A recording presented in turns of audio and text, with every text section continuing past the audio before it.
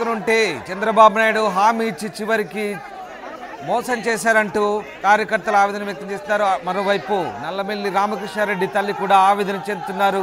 చంద్రబాబు తమకు హామీ ఇచ్చారని వైసీపీ ఎన్ని ఇబ్బందులు పెట్టినా భరించుకుంటూ పార్టీని కాపాడమని చివరికి తమకు దక్కింది ఇదా అంటూ ఆమె ఆవేదన వ్యక్తం చేశారు. ఆమె ఏం మాట్లాడారో చూడండి.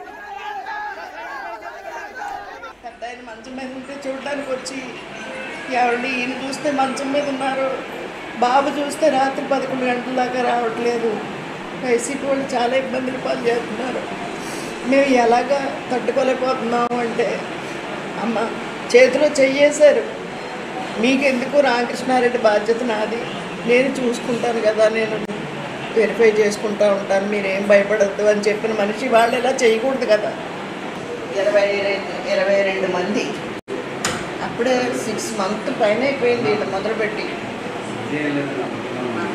వీళ్ళంతా తిరుగుతూనే ఉన్నారు. ఇద్దరు ఉన్నారు, ఇంకా వస్తారు కాసేపటికి. కోడలు ఒక పక్క నుంచి క్యాంపెయిన్, మనవడు ఒక పక్క నుంచి. ఏంటండి ఇలా కుటుంబం అంతా కష్టపడి చేస్తూ ఉంటే ఇవాళ మమ్మల్ని ఎంత అన్యాయం చేయటం అనేది కరెక్ట్ కాదు కదా. కుటుంబం గురించి కూడా పెద్ద ఆయనకి తెలుసు, ఫస్ట్ నుంచి తెలుసు. పోనీ ఆయన తెలియకుండా మనకు కొత్తగా రాలేదు. ఆయన బ్రతిమాలు తీసుకున్నారు. ఆయనకి అసలు రాజకీయం అంటే ఇష్టం లేదు.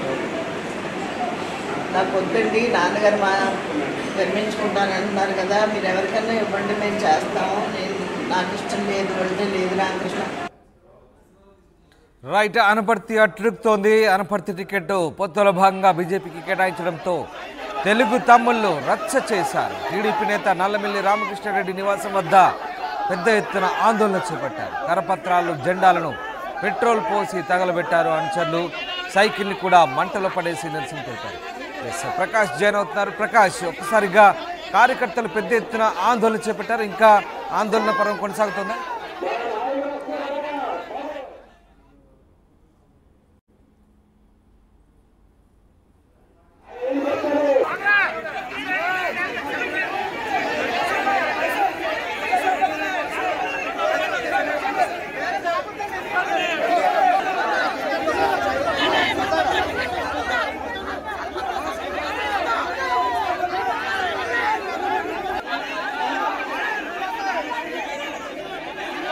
ఇక నల్లమెల్లి భవిష్యత్ కార్యాచరణపై ఉత్కంఠ సాగుతోంది.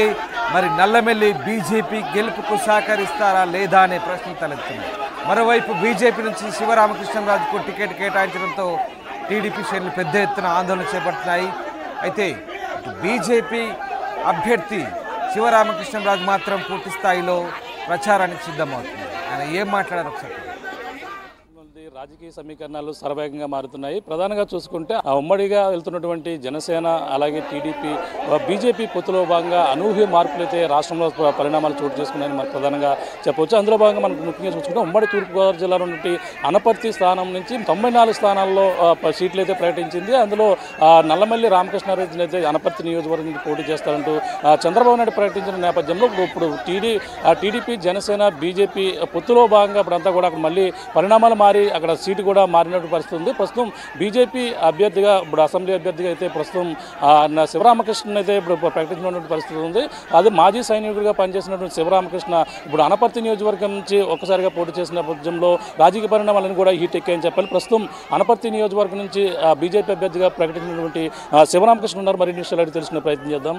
సార్, శివరామకృష్ణ గారు చెప్పండి, ఇప్పుడు అనపర్తి నియోజకవర్గం బీజేపీ అలాగే జనసేన టీడీపీ ఉమ్మడి అభ్యర్థిగా మేము ప్రకటన జరిగింది. అక్కడ మొదటగా చూసుకుంటే అక్కడ టీడీపీ అభ్యర్థిగా రామకృష్ణారెడ్డిని అయితే మొట్టమొదటిగా ప్రకటన జరిగింది. కానీ ఈ పరిణామాలు ఇప్పుడు బీజేపీ అభ్యర్థిగా మిమ్మల్ని ప్రకటించారు. ఏ విధంగా మీరు ముందుకు వెళ్తారు? ఎన్డీఏ కూటమిలో భాగంగా 3 పార్టీలు కలిసి ఇక్కడ ముందుకు వెళ్ళాలని పెద్దలు నిర్ణయించడం జరిగింది. ముందుగా ఎన్డీఏ కూటమిలోకి భారతీయ జనతా పార్టీ రాకముందు తెలుగుదేశం పార్టీ ఇక్కడ టికెట్ని ప్రకటించడం జరిగింది.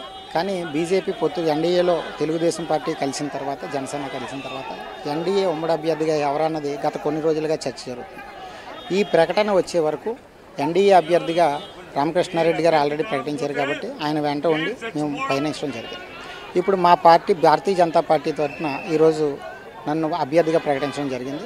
అందుచేత నేను ఇక్కడి నుంచి ఇప్పుడే నేను మాట్లాడతాను.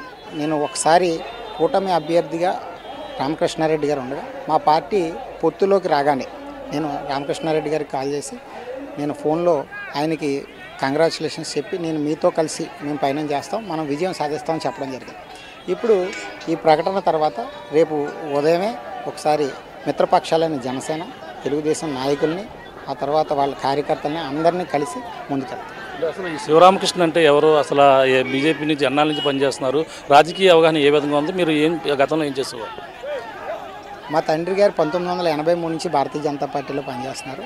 గ్రామాధ్యక్షుడిగా, మండలాధ్యక్షుడిగా, నియోజకవర్గ కన్వీనర్గా, రాష్ట్ర కార్యవర్గ సభ్యులుగా, రాష్ట్ర కౌన్సిల్ మెంబర్గా అనేక బాధ్యతలు మా తండ్రి గారు పనిచేస్తున్నారు.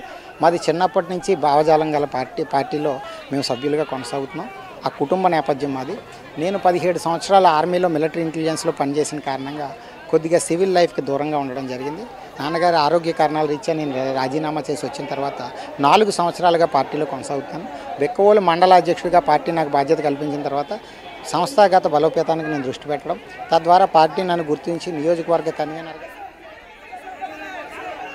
అనపర్తి టికెట్ దక్కపోవడంతో టీడీపీ శ్రేణులు పెద్ద ఎత్తున ఆందోళన చేపట్టాయి. భారీగా చేరుకున్న కార్యకర్తలు నల్లమెల్లి నివాసం వద్ద ఆందోళన చేపట్టారు.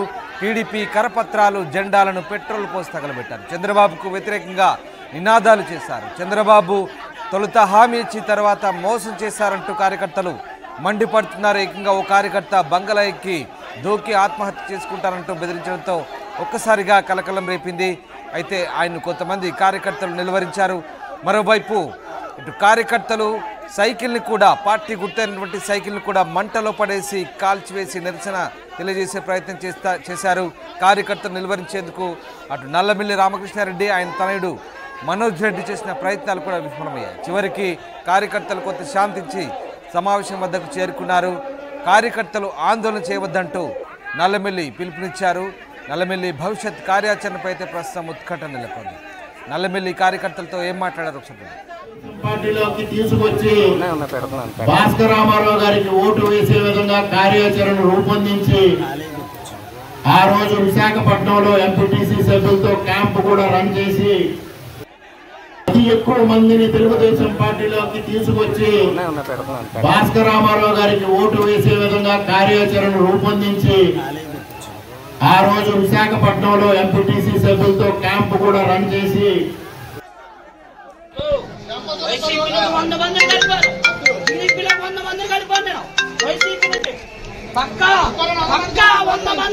వైసీపీ నుంచి వీడు వచ్చారు, 100 మందిని కలిపాను, ఇంకా వస్తారు.